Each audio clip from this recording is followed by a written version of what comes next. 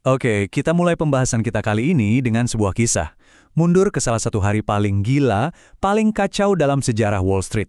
Sebuah hari yang, percaya atau tidak, bakal mengubah cara kita mikirin soal kekayaan, risiko, dan yang paling penting, cara bertahan hidup. Coba bayangin ya, tanggal 29 Oktober 1929.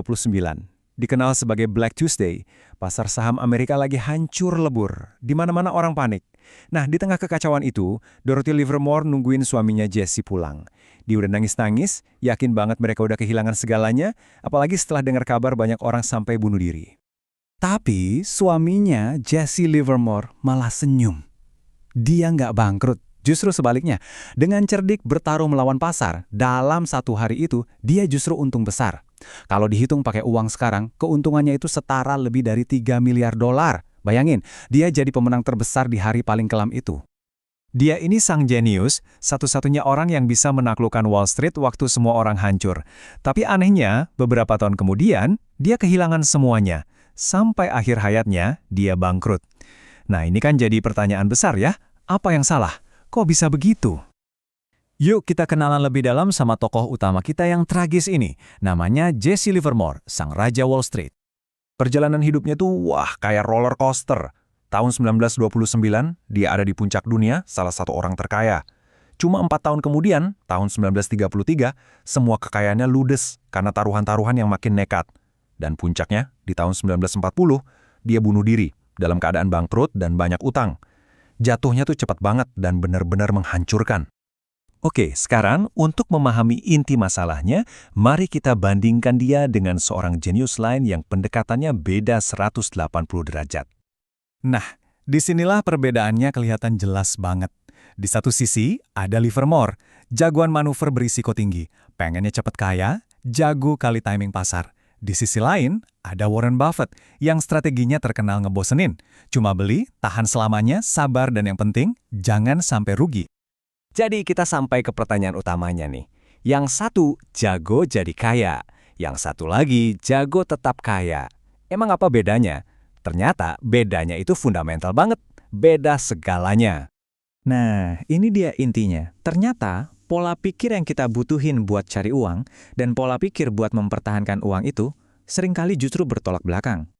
Coba kita bedah ya. Buat jadi kaya, kita perlu optimis, berani ambil resiko, dan fokus sama potensi keuntungan. Tapi, buat tetap kaya, kita butuh sebaliknya. Sedikit paranoid, fokus gimana caranya biar nggak hancur, dan yang penting, rendah hati. Sadar kalau semua yang kita punya itu bisa hilang kapan aja. Ada seorang penulis, Nassim Taleb, yang merangkum ini dengan sangat pas.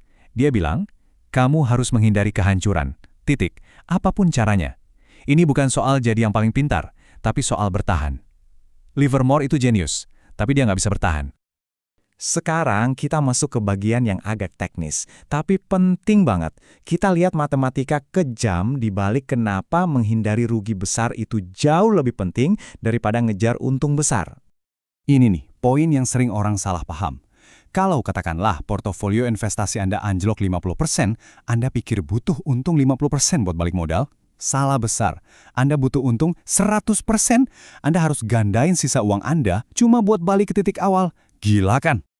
Dan coba lihat, makin besar kerugiannya, makin gak masuk akal usaha buat balikinnya. Rugi 30%, butuh untung 43%. Rugi 80%, Anda butuh untung 400%. 4 kali lipat. Inilah yang dinamakan risiko kehancuran. 1 kali aja rugi besar, Anda bisa keluar dari permainan selamanya. Nggak peduli seberapa jago Anda sebelumnya. Oke, kita udah paham kenapanya. Sekarang kita bahas gimananya. Gimana cara kita membangun benteng keuangan kita sendiri biar gak gampang roboh? Tujuannya adalah membangun sistem keuangan yang anti-fragile. Maksudnya apa? Sistem yang gak cuma tahan banting, tapi malah jadi lebih kuat kalau kena guncangan. Ada 3 pilar utamanya. Strategi barbel, margin of safety atau batas aman yang tebal, dan yang terakhir, menghilangkan titik-titik kegagalan tunggal. Pilar pertama, strategi barbel. Gampangnya gini, 80-90% aset Anda taruh di instrumen yang super aman, yang mungkin agak ngebosenin. Nah, sisa 10-20%-nya baru deh taruh di investasi yang sangat spekulatif, yang potensi untungnya bisa gede banget. Dengan cara ini, kalau yang spekulatif gagal, Anda nggak hancur. Tapi kalau berhasil, keuntungannya bisa luar biasa. Pilar kedua, margin of safety. Ini konsepnya simpel banget, tapi sering dilupakan. Hiduplah jauh di bawah kemampuan finansial Anda. Jarak antara pemasukan dan pengeluaran Anda itu adalah bantal pengaman. Makin tebal bantalnya, makin aman Anda dari hal-hal tak terduga dalam hidup. Dan yang ketiga, hilangkan titik kegagalan tunggal. Maksudnya, jangan pernah bergantung sama satu hal. Jangan cuma punya satu sumber penghasilan. Terus belajar hal baru biar relevan. Jangan taruh semua uang Anda di saham satu perusahaan. Dan yang paling penting, investasikan di kesehatan. Karena kalau Anda sakit, semua rencana keuangan bisa berantakan. Jadi, kesimpulan utamanya sebenarnya sederhana. Berhentilah mencoba jadi pahlawan yang pengen untung besar dalam semalam, yang pengen mukul home run terus-terusan. Ganti fokusnya. Mulailah fokus untuk gimana caranya tetap bisa main. Karena pada akhirnya, kemenangan terbesar dalam keuangan, dan mungkin juga dalam hidup, bukanlah soal dapat untung paling gede, tapi soal punya kekuatan untuk bilang, saya masih di sini, saya siap untuk main lagi besok. Itulah seni bertahan hidup yang sesungguhnya.